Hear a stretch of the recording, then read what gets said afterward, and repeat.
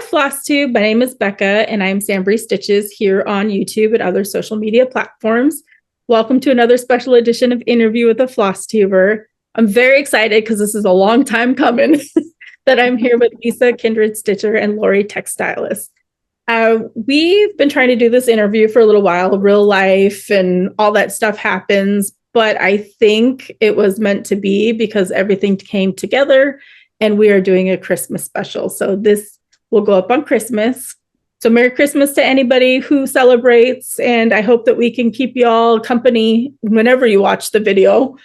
But I wanted to do this interview with both Lisa and Lori together because even though they have separate channels and separate social media sites, they have such an amazing friendship and, going on retreats, and they seem to always be together. And I just thought it would be really fun to have the two of them together.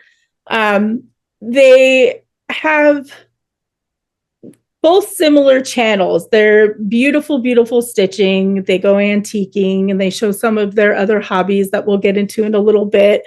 And they both are big enablers, very big enablers. So be careful when you watch their videos. Have a pen and paper.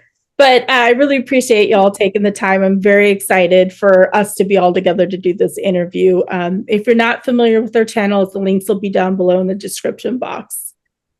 So before we jump into the questions, could y'all tell a little bit about the history of your friendship and let everybody know? Sure. You jump in at any time, Lisa. I'll kind of kick it off a little bit. So I'm a longtime quilter. I've been quilting for 30, maybe longer than that. And I was looking online for an out-of-print Blackbird design quilt book, not a cross stitch. And of course, cross stitch kept popping up in my search results. And I ended up buying a couple. And then one night I was searching, and this video kept getting offered up to watch. And it was the first video of the first Thursday meetup at Acorns and Threads. And that was Lisa and Linda Jo, Pretty Southern, and Audrey Stitchy Witch 42, and Bindi Stitchy. And so I clicked on that video and I started watching it. And it was obvious these ladies were having a lot of fun. In fact, I suspected there might have been some spirits involved, but apparently there wasn't.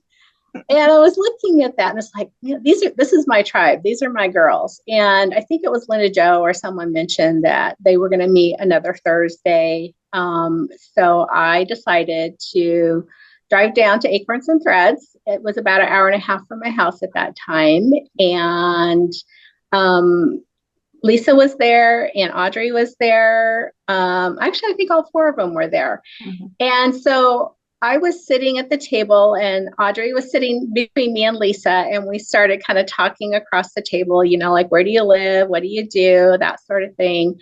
And I mentioned I lived in Olympia, and then Lisa's like, I said, I live in Olympia. What are you talking about? So during the course of the conversation over 2 or 3 hours, we kept talking. And what we discovered was we've had kind of parallel lives. We've lived in the same states and even the same town at the same time. We went to the same campfire camp when we were kids.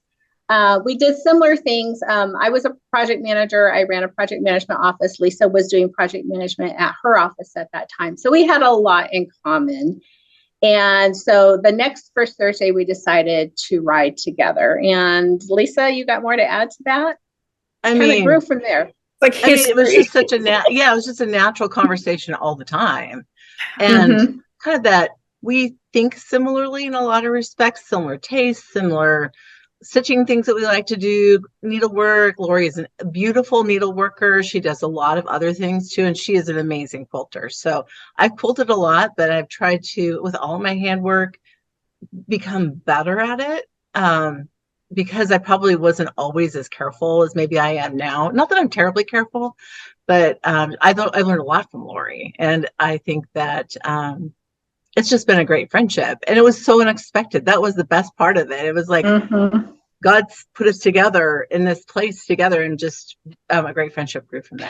So the first time that we drove together to Acorns and Threads, she picked me up from my office. I went into work for a couple hours, and she picked me up at the office, and we drove down, and we just like blah, blah, blah, blah, blah, the whole way down, and blah, blah, blah, blah, the whole way back. But we sat at the parking lot and talked project management. I know that's not exciting, for like 2 hours after we got home. Yeah. And, it's like we never run out of things to talk about and things to share. And then Lisa had mentioned, she's like, yeah, I'm going to go on this retreat. We decided we wanted to go to, at the time, the Midwest retreat. And it was like, two can travel cheaper than one. Yeah. And that kind of started our traveling together. It's so cool. I honestly did not know the history of your friendship. That is crazy how fate and stitching basically brought you together. That's awesome. Oh, it really did. Gosh. And I've heard of similar stories of how our hobby has brought together friendships. Like the Jingle Ball that just happened. There was a group of us in a chat room, and none of us really kind of knew each other. And now we're close friends, and, we're going to continue meeting up. It's just neat how like the universe just brings us stitchers together and, makes such great relationships. I love it. We watch y'all on social media when you're going to your all that stuff. And I live vicariously through your pictures. So yeah. And I love that you're fellow Pacific Northwest stitchers. So we've met up at, Acorns and Threads and done First Thursdays and stuff like that too. So that's been a lot of fun. Yeah. And our net's always wide enough to include a lot of people, right? And so it doesn't, although we have a great friendship, we have great friendships with other people in the stitching community, whether they're floss tubers or Instagrammers, or they watch or they participate more. I think Lori and I are both pretty inclusive that way. And because I've had people reach out to me and say, I watched your channel while I was going through this in my life. And I really appreciate, the content that you provide. And which is good to hear, because right? You both know how much time it takes to do these videos. So yeah. I love messages like that. That just, it makes my day. Definitely. Well, we have a common bond. We have a common passion, all of us, with needlework, and it's amazing how foundational and strong that is. You instantly have something that that other person shares with you, and I think that's what really kind of brings us all together. Definitely does. It's pretty amazing. So let's jump into the questions and learn a little bit more about you both. So why did you start a floss tube, and were there any particular motivations? Either one. Why don't you go first, Lisa? Okay, so I was I stitched back in the day, and then I had kids, and I quilted for a while, and then I scrapbooked for a while. So I've got all that stuff, right? And I could make things quickly. And so I just decided one day I need to slow down because it's expensive when you have 4 kids and you're doing all these craft things. And so I'm like, I'm gonna go back to cross stitch because it takes me a while to get through a project. And when I started doing it, I was kind of back in the Facebook groups, I was participating there more. And then somebody started talking about this floss tube thing. It's sort of like Stitch Mania. It took me a while, like, what is that? And how do I find it? And then when I found it, it was who was starting their channels? Maybe Pam and Steph were about that time. Michelle, Audrey, Bendy Stitchy, Pretty Southern, Audrey, all kind of started at the same time. And when I saw some of these, I'm like, well, I could do that. And I sort of jump in with both feet. Sometimes I think carefully, and sometimes I do not. So I thought, well, just because you can't, I just decided I'm going to try it. And every first video is like this. I have no idea what I'm doing. Yep. Right? Super awesome. I feel very nervous right now. I don't know where to look. I have no idea what I'm doing. So we all go through that. If you're a floss tuber, you go through that angst. So maybe there's a few that are more polished than that, but that's sort of, and I thought, well, I'm just going to keep doing this because I can definitely, I'm a goal-oriented person. And so floss tubes help me reach goals at the end of the day, build relationships and reach goals. Yep. I can see that. Yeah. What about you, Lori? Well, of course, I really enjoyed watching Lisa and Linda Jo and Audrey and all of them. But at the time, I had just moved into managing a project management office. So I worked a lot and it was really stressful. I didn't have a lot of time for a creative outlet. And one of the things I missed was kind of like from my quilt guild, the show and tell aspect, just being able to share and talk about things that you were really excited about with other people who understood. So I thought about it for a couple of months. I came much later to the game than the other ladies. And just one night, it's like, yeah, I'm going to do it. Let's just do it. Let's see if I can make it through. And then I found I had a lot more to talk about than I thought. Oh yeah. Yep. Once that camera gets on, you're like, this could be a short video an hour later. Exactly. Yeah. So, and you want to be part of the cool kids, right? Yep. Most definitely. Yeah. It took me a little while. I think when I went to the first Thursday meeting and I was like all starstruck because I think everybody was there, all the like the normal floss tubers from our area basically. And it took me quite a while and a lot of convincing from like my local stitchy group to start one because I'm like, I'm in the presence of greatness. It was crazy. But yeah, we're just people, right? We're just people. Yeah. So it drives. It's like makes me feel really uncomfortable when you kind of get people and people just want to tell you how much they appreciate you. That's at the end of the day, that's what it comes down to. But we're just like I'm your neighbor, right? Or your friend that you went to high school with, or whatever. I'm just a person. Yep. And that's funny that you said that because that first time out, like I was fangirling and it was, I was probably making everybody super awkward, but now, the other end of it, when people are like, oh my gosh. And I'm like, no, I'm just a normal person. Right. Yeah. Exactly. Yeah. So I get it. Both ends there. So I'm curious how you both came up with your channel names. Mine was not thought out very well. So mine is actually comes from my Pinterest boards and the textilist. So I was actually I was at market and I was creating a bunch of Pinterest boards for a bunch of things. And it was textile and it was style and it was my lust for everything textile. And so I started naming my boards Textilist. And so when it came time to name it, it's just like, I already have this other media presence with that. But if I thought about it a little bit more, it's not spelled the way that people expect it. It's the emphasis on the syllables is not where people expect it. But that's where mine came from. Pretty cool story. And I like the name. I think it's a pretty unique, cool name. So that works. Thanks. Yeah. You have to spell it every time, but that's okay. I do. So I'm a fan. I was an English lit major in college. Well, that was what I finally landed on after trying out some other majors first. And I've always loved Anne of Green Gables. I love to read. I'm not a big reader now, just because of work-life balance, but I relate to Anne with an E.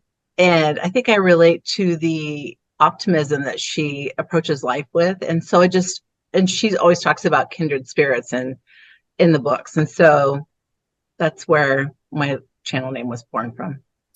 I love that. That's so neat. Yeah, thanks. So how did you both learn to stitch and how long have you been stitching? You want to go, Lisa? Yeah, sure. So in college, I'm going to blame this on my sister because she is always a good influence on me, actually. She brought home these little like stitching ornaments from the 80s. And she was trying this. First of all, she got me reading Jane Austen. So, I mean, I am very grateful for that. I love Jane Austen.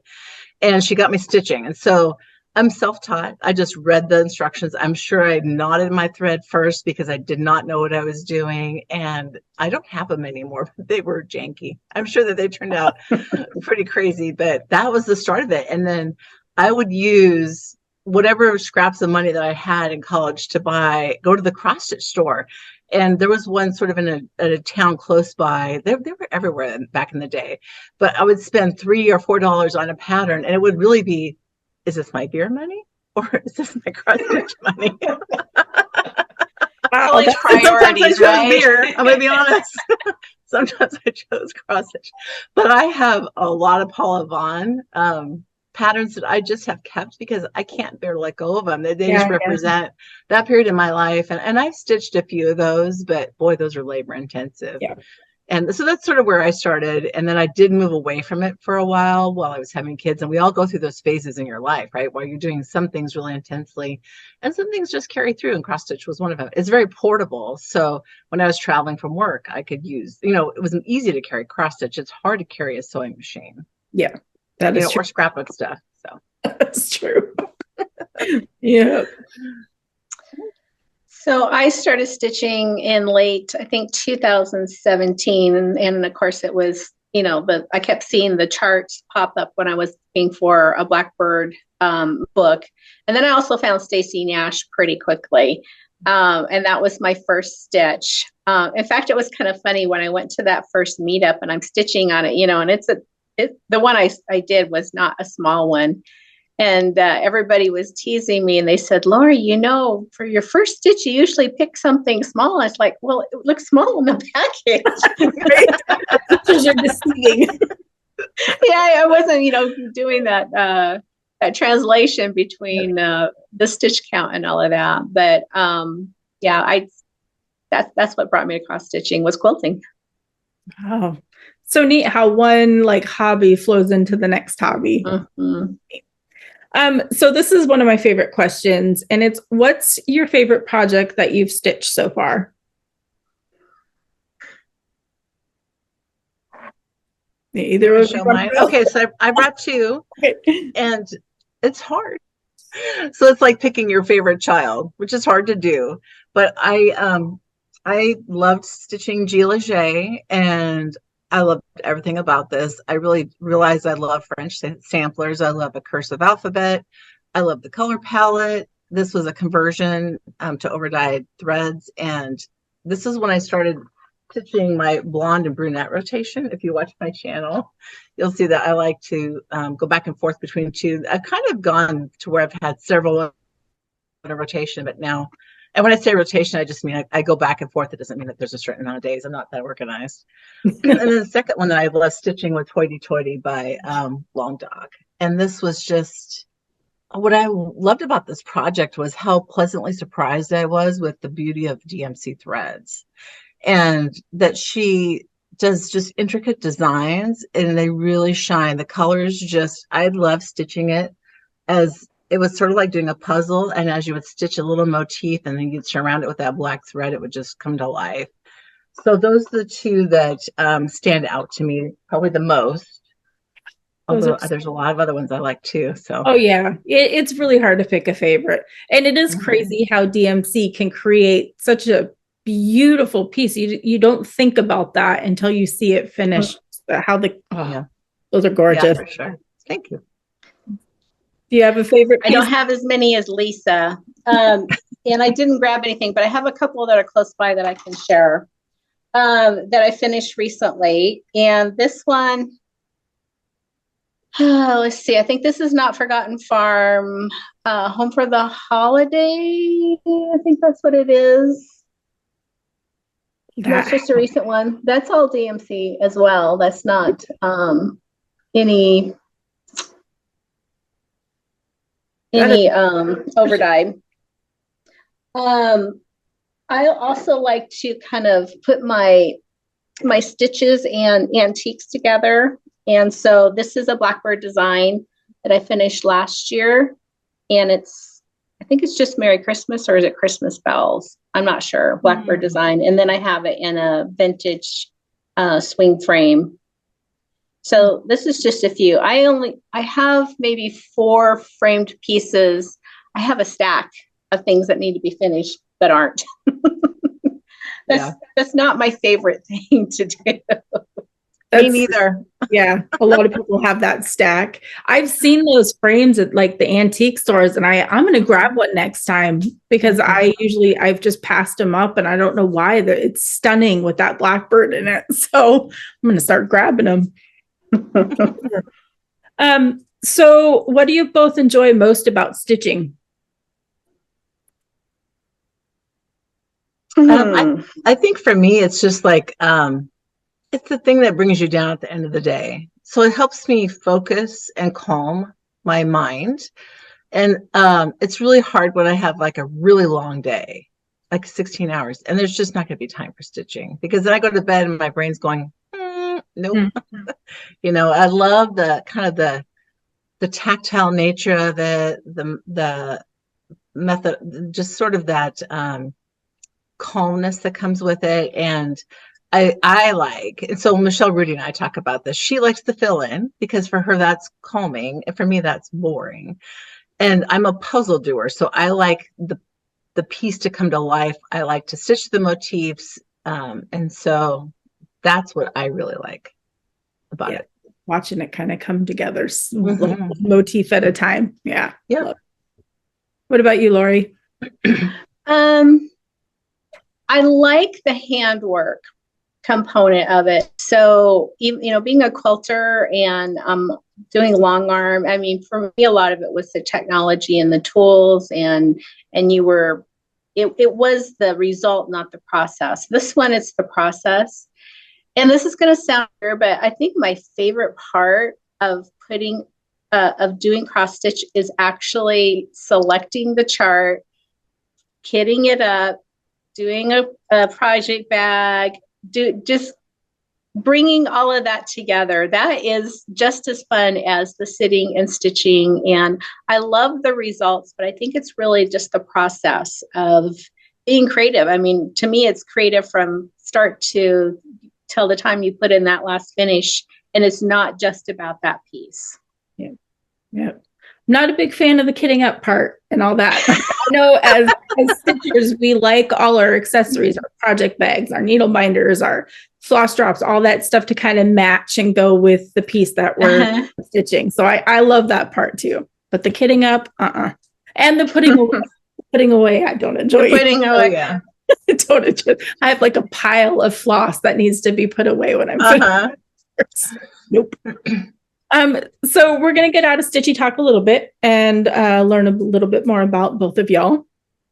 And so what's your favorite genre of book or movie? Historical fiction. I like Diana Gabaldon. She's probably my favorite author, but I've always liked history. So historical fiction usually. Yeah. Yep. Same with me. I love Jane Austen.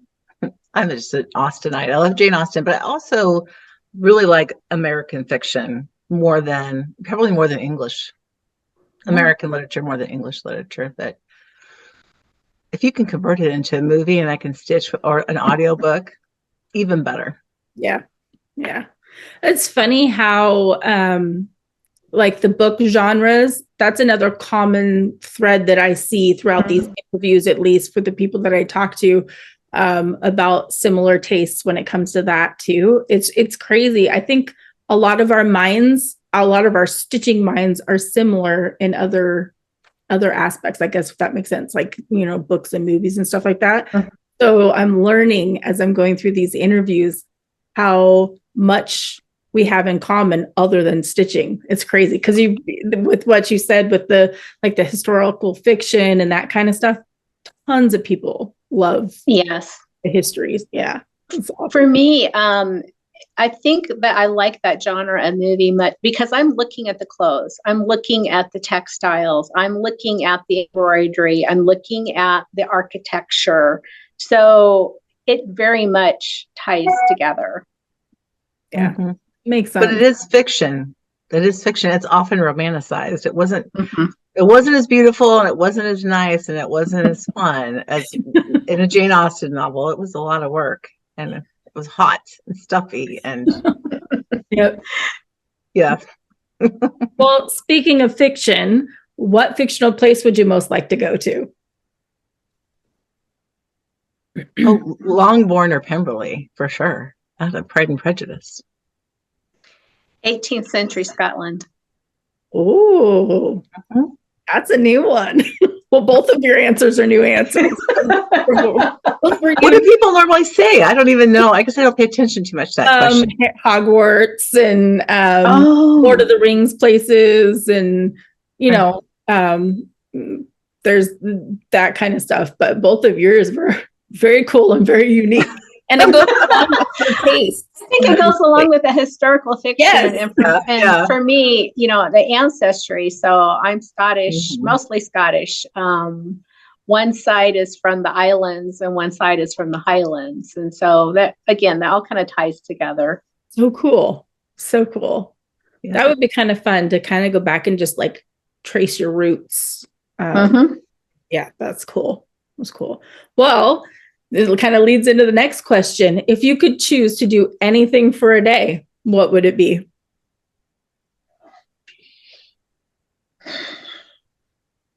This one makes I thought about this question. There's a lot of things I like to do for myself, but really just spending the day with all my family who's here on Earth, my family who's left Earth. Yep. Just to spend a day to, hug your dad or talk with your children. It's just, to me, that's the key of life. That's the gold nugget right there. Yeah, that would be amazing to be able to do that. Yeah, for sure. You're gonna make it cheery. I have to agree with Lisa. Being able, it's when you're raising your family, you have a lot of other priorities and responsibilities that kind of tug at your time and everything. But if I could have like my retired self go back to my mid 30s when my kids were young and kind of all of the good stuff for being retired at the time, and then spend it with those younger kids, that would be great.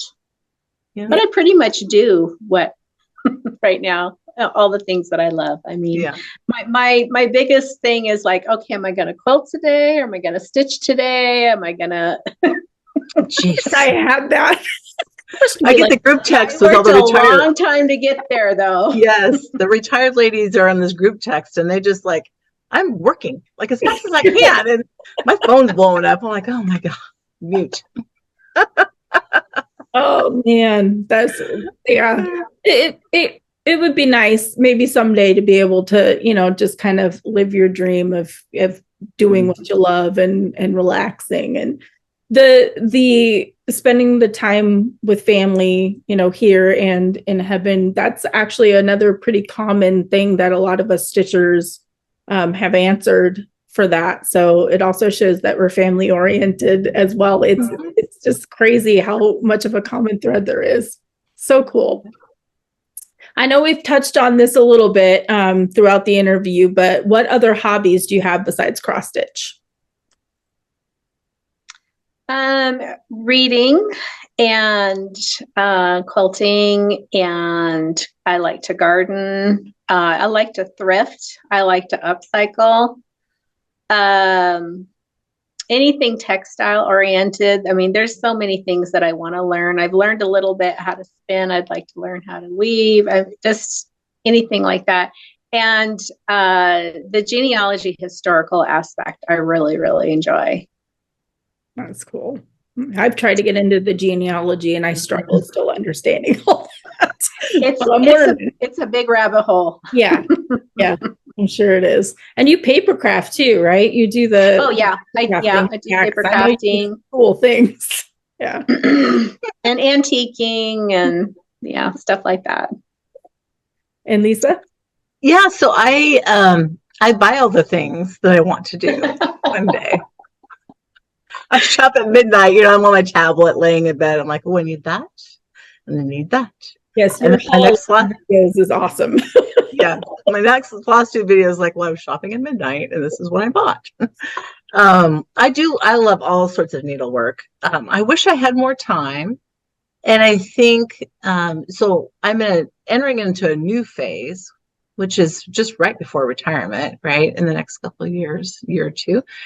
And so there are a lot of things that I love to do. I tend to dabble in a lot, but I also have to balance just how much time and energy it takes to do other things. Like I do my biannual dusting. That's where that falls in terms of priority. But I don't care. I'm okay with that. You know what I mean? And I'll put my Christmas stuff away, and that's a good time to dust. Yep. And then, then again, 4th of July. So I love gardening. I love mowing the lawn. It's my favorite outdoor hobby to do, a chore. I used to do it when my kids were little. I would put the earphones on, get on the riding lawnmower, and they'd be out yelling at me. I'm like, go ask your dad. An hour of peace. I could just mow the yard. So I like doing house projects, remodeling. Yep. You've been doing a lot of painting and stuff lately. Yeah. I'm getting tired of that, but yep. Nice. Fun. This next question is going to be a lot of fun. I know we talked about it a little bit before. It's usually, how would your friends describe you? But I'm changing it for this one because you both are so close. So I'm curious, how would you describe each other? So I would say, so Lori she's very smart. Lori's very smart, and don't underestimate Lori. She's very capable, very smart. She's a great sounding board. She is a great coach. She's very caring, and she's kind and generous. Yes, those are. I love you, Lori. You're just so fantastic. I love you too. I know I'm going to start crying, so I'm like, I know that's what happens during this. Gosh, I don't have words. Loyal is one of the things that pops into my head, that it's not the whole word or whatever. So I don't know if everybody knows, but when I was ill a couple years ago, I had just moved and out of state. I just retired. The pandemic literally had just started, and I was diagnosed with cancer. And so Lisa's on the phone with me almost daily. She's like, do you need me to come down? Do you need me to come down? I'm like, no, we need to wait. This was actually before it was official diagnosis.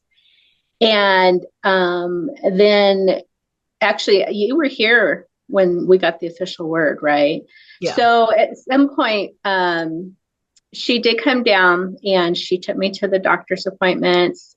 She was there to kind of be the sounding board and listen to everything, because by then they had me on some pretty heavy painkillers.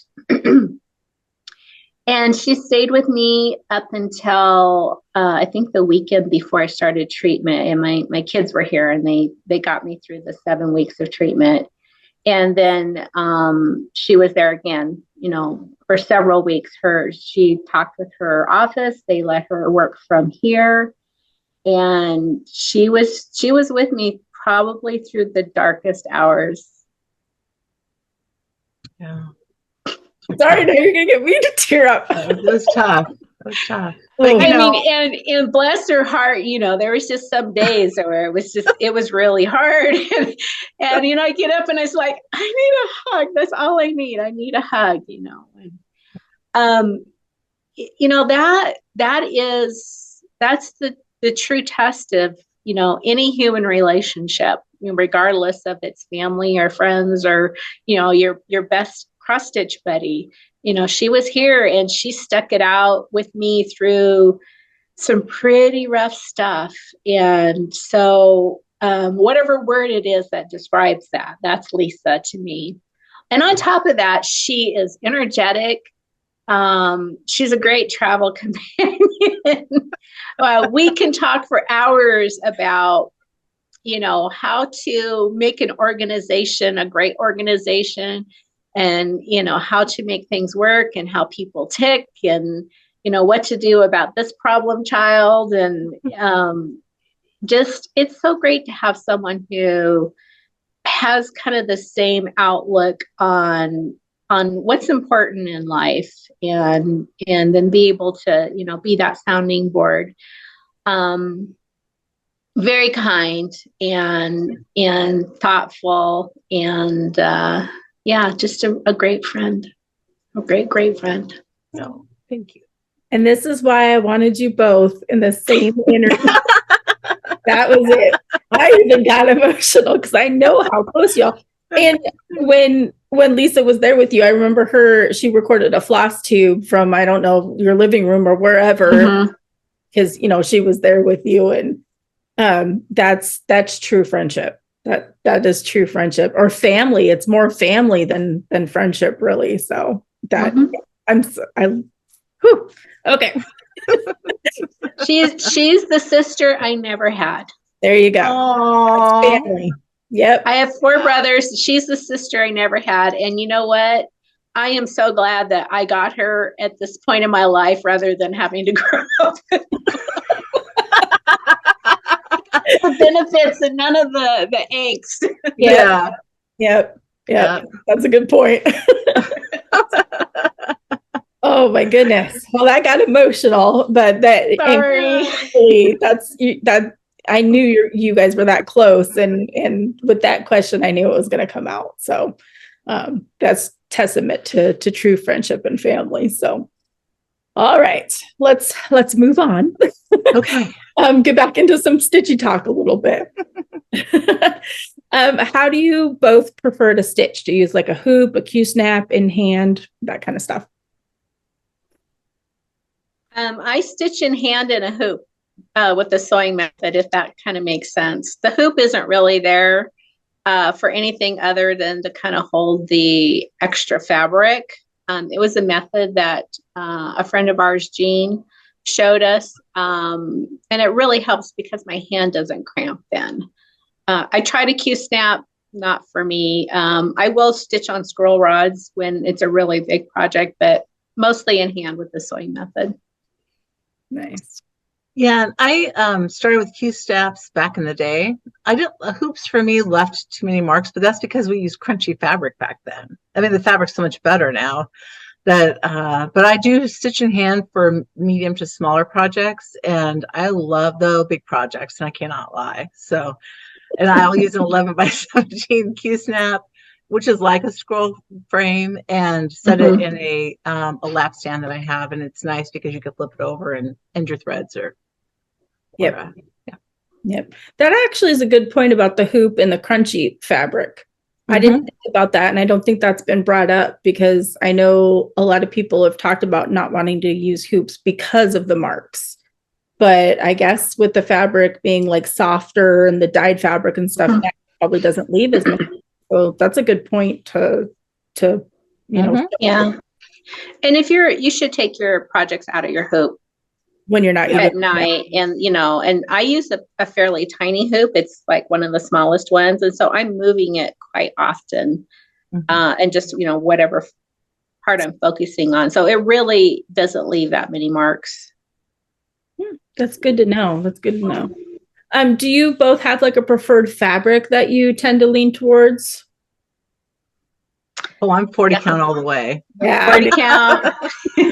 Have 40 been count, for a long time Zweigart, Lakeside linen, if we can get it. I was fortunate that I laid in a good supply before things got a little tight. Yeah, definitely. I figured it was the 40 count. Because you both know that I'm an Aida stitcher, diehard Aida stitcher. Yeah. I just started stitching on linen. So I'm like a 36 count, 40 count, but I need magnifying. Like some sort of glasses over my glasses. But I'm good. I don't really enjoy the linen. I still love my Aida, but I'm starting to understand linen a little bit better. So I love that. Aida's fantastic. Yeah. At the Jingle Ball, I show people a couple of projects that I have had that I've stitched on Aida, and it's really, for me, it's just super easy to use, right? And you can see it, and it's sort of, if you're in a social setting, I think it's an ideal fabric to use because you don't have to, oh gosh, I stitched over 3 instead, or I stitched over 1 and I screwed it up. Now I got to unstitch it. So there's a lot of good things. And the fabrics now are so beautiful. Oh, yeah. There's some beautiful hand dyes in Aida. Yeah, there's a lot of dyers that are coming out now that have just beautiful fabrics. So, and the 16 or the 20 or the 18 or the 20 just really looks like a linen. Unless you get really close, it just has those tiny stitches. yep. Mhm. Because the hand dyed makes the holes, I think, a little bit smaller too, so they're not as noticeable. But yeah. So, but I'm getting there. Getting there. Good for you. I have a good stack of linen. I don't know who I am anymore, but It's like potato chips. right? It pretty much is. Yeah. So, do you have a favorite place that you've traveled, and did you bring any stitching along when you went? We've traveled a lot of places together. I take my stitching pretty much everywhere I go. I don't know, Lisa, what's your favorite place you've traveled? Well, so I went with a different group of friends to Ireland and Scotland, and I took one project and I stitched on the plane on the way over for a little bit, and that was it. So for 2 weeks I didn't stitch, but I was the driver. So any of the daytime, downtime, I was occupied. Yeah. And I was doing this. Because there's so much to see, yeah. No, that doesn't seem like fun. I would want to like hire somebody to trip me around. No, we had so much fun. Yeah. So we did the things that, in fact, when we drove from Edinburgh to Inverness, we saw a sign for a Scottish chocolatier on the side of the freeway, and we just took a side trip, right? And we were off in the boonies, 12 miles out into the middle of nowhere. And the Scottish chocolatier, and that was sort of the first time we're like, if we were with our husbands, that never would have happened, never, because it would be like, we've got to get to Inverness right now. And so, we all, like Lori's like that too. We take side trips. We were in, where were we? We were with Lisa Prims on Greenway. We were going to Maggie Bonami's shop from Quilter Station. And Google always takes us down a gravel road every single time. It did it twice. Anyway. It did it on the way there and on the way back. We were out in somebody's cornfield. Oh, jeez. It's done that in Iowa too, where we're trying to get to this other town, and it just takes you on the fastest route, which could be a cornfield. Yep. Yeah, we've done a lot. Sometimes there's definitely road tripping involved because we're on the West Coast, you have to fly everywhere. I think one of the funnest times, Lisa, was when Karen came from northern Minnesota. We all met up at Michelle's, and we kind of did some road tripping before we did the retreat. So we went to some different shops in different directions, and then the road trip to get to the retreat. A lot of singing. A lot of singing. See that? A lot of singing. A lot of joking. Yeah. Fun. We had a good time. That was a fun road trip. Yeah. But we've been talking about other road trips. Yeah. Making memories, making good memories. That's fun. So what can you not do without for your stitching? Like your favorite go-to must-have besides our basics, of course. I have to have a magnifier. Is that a basic or is that a must-have? Yeah. For me, it's both. That's a must-have. For a lot of people, yeah. Magnifier. Yeah, and I would say that my favorite needle is a 28 Bowen. And I tend to, whatever the chemistry of my body is, I tend to quickly erode the coating on the needle, so it goes to the base metal, which just gives me the heebie-jeebies. Yeah. So the one that lasts the longest for me is Bowen, and so I could try other ones, but John James don't work for me. Some of the other favorites that people have just don't work for me. Nice. Yeah, the Bowens are my favorite. I have a favorite pair of snips, which have just been replaced by, what are those, the Promax? Premax, the Premax. Curved ones. Curved ones. Those are a must-have. And then my little hoop. I don't like stitching without it if I can help it. So Mine probably were the Pat Carson needles, but you can't really find those anymore. So Yeah. I'm gonna try the Bowen for sure, because I need to find something. So this is kind of a fun one to see how everybody's minds work, which we're all pretty similar in this one too. Decide on what you're going to work on next for projects. Eeny, meeny, miny, mo. Right? So I'm trying to whip down, and 2 years ago, last year, I was at 79 whips that I could find. I'm sure there's some hiding somewhere. And I've just reduced and reduced. I'm hoping to be under 50 this year.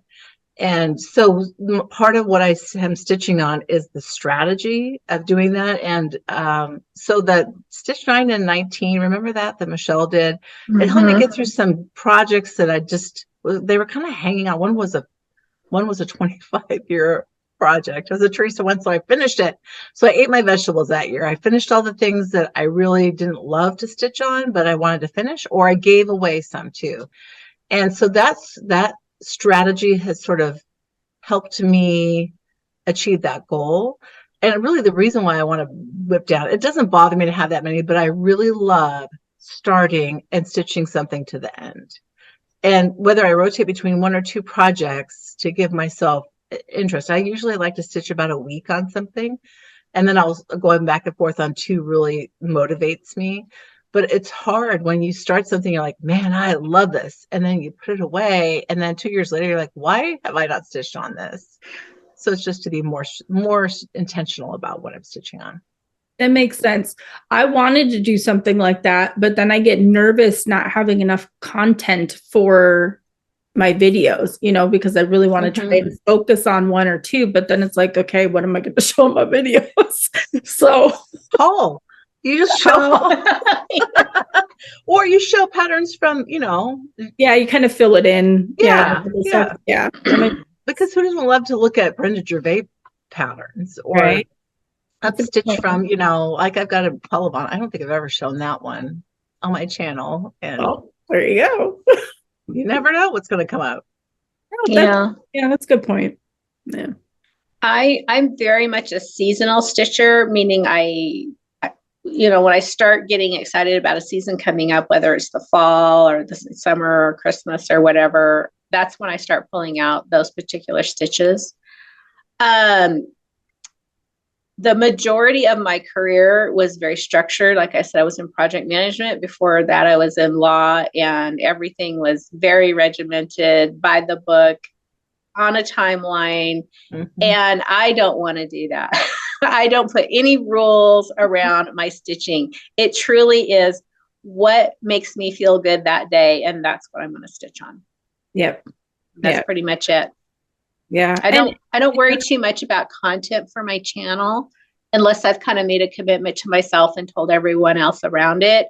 It's, the channels, everybody I think does it for a little bit different reason. And for me, some of it, it's really just to document what I'm doing and to share, what I'm doing, the show and tell aspect and that sort of thing. So it's for fun.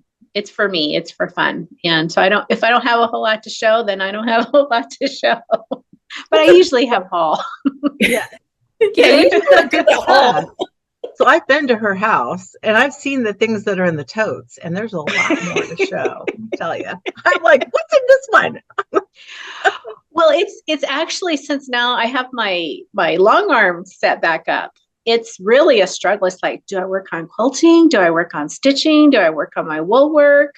So I'm really having to learn a new pace about how to do things, because Lisa's right. I have like 35 plus years of creative frustration where all I had time to do was buy things. Didn't have time to actually work on them. So I've got a lot to work on. Yeah. Yeah, I think still in that phase. I find the struggle because I started to try and quilt. I made my husband a quilt, started my younger daughters, and I'm halfway through, but I find that I don't have the time to sit there and quilt, but stitch. And with designing, I've got to get models done. So it's like learning the balance of everything. I don't think there really is a balance. Like you can't I can't find one. So, well, if you do, send it my way because I'm right. I know. Yeah. Yeah. There's just not enough time for everything. So, No, but I'm And going then- to try to do it all anyway. yeah, why not? Why Yeah. not? I think too, like when you're working, and with Lori and I talk about this, like my creative energy diminishes throughout the day because I'm creative problem solving all through the day. And so at the end of the day, I stitch because it doesn't really take any, I mean, you're really just translating a pattern onto right. a and there's a pleasure in doing that. It's very, what I want to say, it just helps relax me, I guess. And so if I think about designing by the time I get done with work, I just like, nope, not going to have enough time for that today. Yeah. But that's not forever. That's not forever. Yeah, no, I'm a little bit older than Lisa, so I'm testing out this retirement thing before she does, so she knows what to expect. There you go. See, another balance of the friendship right there. Yeah, I live vicariously through Lori's, no structure days. Nice. I love that. So before we get to the last question, I'm just curious if there's anything that you'd like to share that not very many people know about you. I don't know. I'm a pretty open book. I am too. I know that's a tough question. We were talking a little bit about that earlier. Yeah. I think what do people not know about me, Lisa? Maybe you can help me out. I think that people, because you're talking in a video, they don't know how good of a listener you are. So, there you go. She'll listen to me. I go on and on.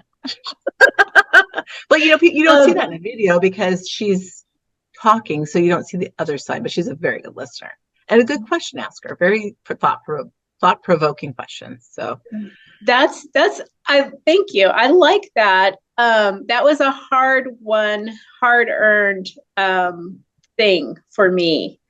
I kind of came to that when I worked in the law office, because one thing you don't want to be in a law office is to be caught not knowing your facts, right? Mm-hmm. And so, as a young kid growing up, I was the talk first, think later. Well, I had to learn to think first and then speak after. But what I learned during that process was how interesting people are. And you do learn a whole lot more if you're listening rather than talking. And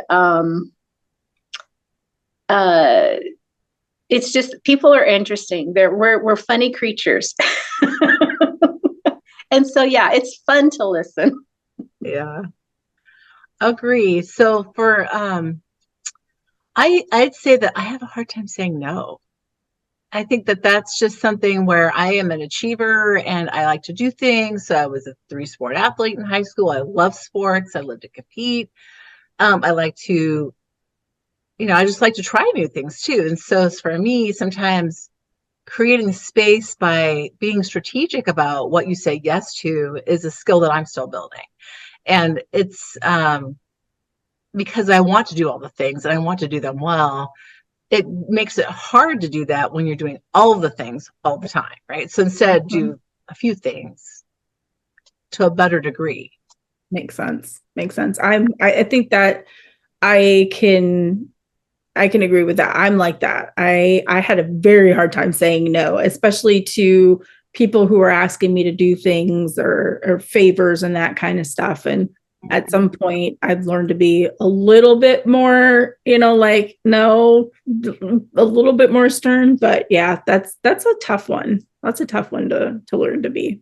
I was looking at somebody's Instagram channel the other day and it was like, I can't remember the name of the channel, but it was like, quilter, no, I won't hem your pants. Oh. And so those are the easy ones, right? Because I'm not going to hem your pants. Am I going to make a quilt for you? Probably not, but I'll show you how to quilt, right? And but I still could be better at being more strategic about saying yes. And I'm working on that as my career, is toward the end, I'm being more disciplined. And my good friend Lori's helped me with that. Except that I'm enabling her to do other things. Oh, it's okay. I'm okay with that. But enabling other things is okay, though. That's right.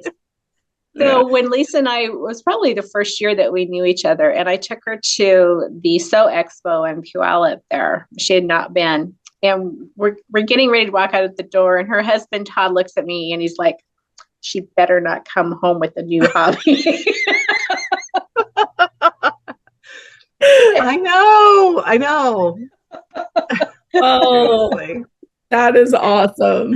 Very telling, isn't it? For both of us. But did you come home with a new hobby? I don't think so. Okay. Not that trip. Okay. No. That's funny.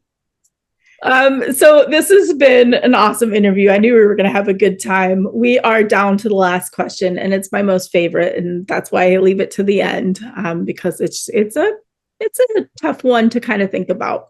It's what's the best thing that has happened to you within the past couple of years? Because it's been rough for us all.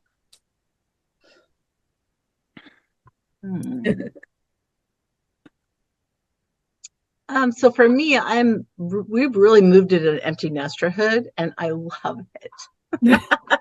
So I love having adult children. I loved all phases of my kids' lives. It's been great, but they come home and they want to be home, but then they want to go to their home. And so I love that. And it's great to have that post kids living at home life with my spouse again. And it's just, I mean, every day he comes home from work and I'm here working from home, so I get more time to see him, which is great. And so I have felt very blessed with that phase of my life right now. Nice. We just went through that. I had a little breakdown because my daughter moved out. So, I had to break down for like a day or so. But yeah, it is nice that, she comes home for dinner once a week. I go over there because she's only 20 minutes to a half hour away. And our other one's going to be 18 at the end of this year. So we're getting there too. So yeah, I mean, it's sad when they go, but it's also like, I now get a craft room in my house. Like I'm and they're like, can I come home? Can I move home for a little while? I'm like, there's no room. Do you have another plan? Is there something else that would work too? That's going to be me. I have a craft room. That's where you exercise that no muscle with compassion. That's right. I think you could get a second job. You really could, Yep. Life lessons right here. Yep. So I'm going to lean over here a sec because I'm like in the dark. Oh, you are. Turn that light. There you go. There we go. Better. Yep, that's better. For me, can you say the question again? I want to make sure I'm answering the right thing. It's what's the best thing that has happened to you within the past couple of years? Okay. So my last couple of years have been kind of bumpy. I would say the best thing that has happened to me was, I guess, kind of a reaffirmation of the amount of kindness that is around me. And that is specifically, I talked a little bit about Lisa, and Lisa was here and she was doing the daily stuff. But for me, it was this community that I did not expect. I mean, I had a long time work family, that I worked with for more than 35 years, my own family.